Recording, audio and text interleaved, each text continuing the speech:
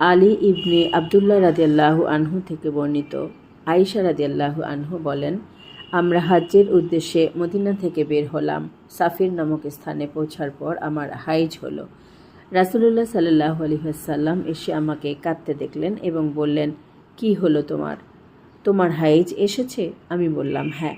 তিনি বললেন, এ তো আল্লাহ তাআলাই আদম কন্যাদের জন্য নির্ধারণ করে দিয়েছেন, সুতরাং তুমি বাইতুল্লাহর তাওয়াফ ছাড়া হাজ্জের বাকি সব করে যাও। বুখারী 290।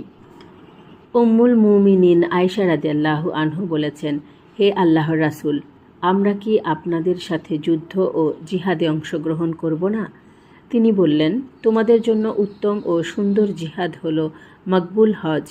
আয়েশা রাদিয়াল্লাহু আনহু বললেন, রাসূল সাল্লাল্লাহু আলাইহি ওয়াসাল্লাম থেকে এ কথা শোনার পর আর কখনো হজ ছাড়ব না বলে আমি সিদ্ধান্ত গ্রহণ করলাম।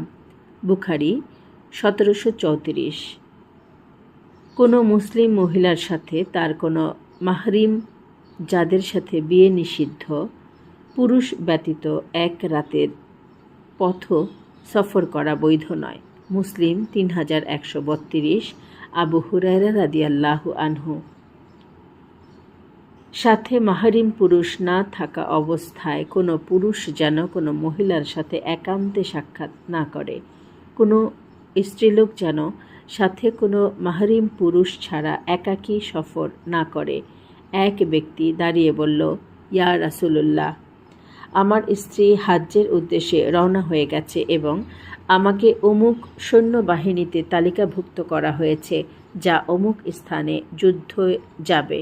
তিনি বললেন, তুমি চলে যাও এবং তোমার স্ত্রীর সাথে হজ করো। মুসলিম 3138।